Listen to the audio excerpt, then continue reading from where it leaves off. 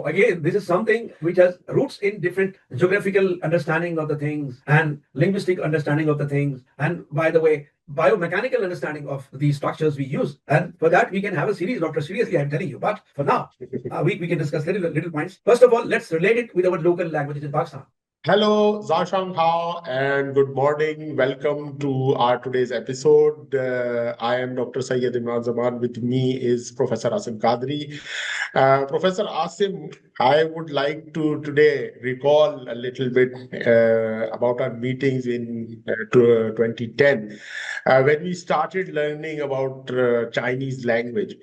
So, can you tell me about some of the myths of the Chinese language so our viewers can also benefit from it? Zhao Hao, Doctor, it's a very interesting topic and it's very close to my heart because I have been teaching Mandarin language especially to businessmen and also the students going to China for higher studies for about 2 decades now. I have felt that the major barrier in learning Chinese is actually the perceived barrier. And this is, they carry myths about Chinese language. The Chinese is like this and Chinese is that. But if you know the reality, things become little easier. Although it's always challenging, you have to give a lot of time for practice and understanding for every language. But still, if you try to learn any language with barriers in your mind, which is not real, then it's making things unnecessarily difficult for you. Mind it, we are talking about the perceived barriers. These are not real barriers. Yes. For example, generally people has a perception that when two Chinese are talking, it seems like they are quarreling, they're fighting. Yes. Their voice is very loud, very fast, very aggressive mode. Obviously, it looks like that.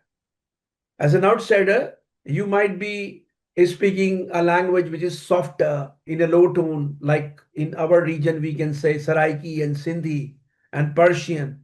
These are kind of Yes. milder tones, but it is beauty of their language and it is requirement of their language. I'll try not to be too technical, but want to give some technicality which is interesting. When it comes to Chinese language, you know from your experience of learning Chinese language in early years in 2010, and now you have learned a lot at different levels. Now you can see very little variation are there in sounds, Mhm. in tones, and very little variation matters. It changes the meaning. For example, we know my with a third tone means to buy, and my with the falling tone means to sell. It is opposite. Yes. So you have to be very clear, very loud, and have to give stress, proper stress to sounds so as to differentiate it for your ears. If you say Yes. it in a softer manner so that the differentiation is blurred, there are a lot of chances of misunderstanding. For that, Chinese Yeah. being one of the oldest languages, history goes for 5,000 years back, 6,000 back, but the latest Chinese style is at least 2,000 years back.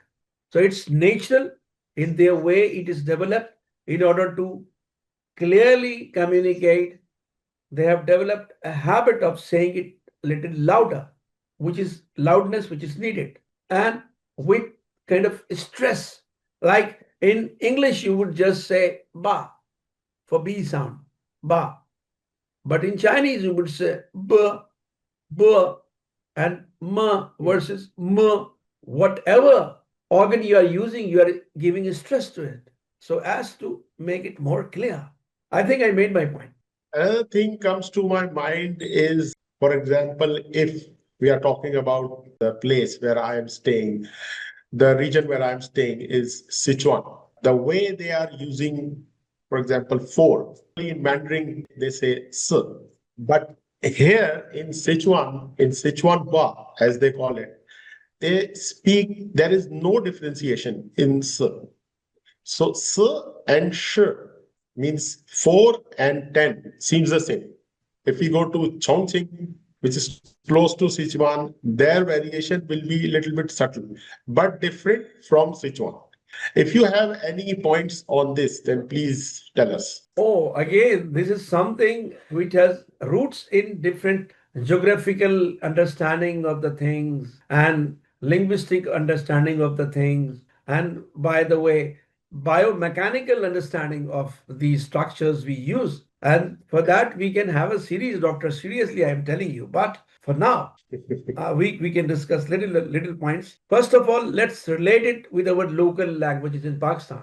One of the largest language after Urdu, the other language is Punjabi. In Punjabi, when they say, you know that there is no difference when they usually say kaf and kaf. They would say Iqbal and Iqbal. Actually, it is Iqbal, but they would say Iqbal. But because of the context, they know they're talking about the word kha, not ka. Same is the case in everywhere, including Sichuan. A Okay. person who came from outside or who knew Mandarin, standard Mandarin, which is like Beijing Hua and Putong Hua, for him, it might look there is a confusion. But when we live with them, you learn many things that actually here they means s and here they mean sh. Although in both cases they will almost say the same thing as you said, because they are in their biomechanical structures. Usually, sha sound is not pronounced. Then, whenever they come across some sound which is sha, it will convert it to the next closest, which is sa. This is something very Okay. technical, but I try to make it easy for general public. I think for many years you are here. Now you can pick a lot of things. Yeah. So, doctor, I think we have talked. Language is something Yeah. which actually differentiate humans from animals.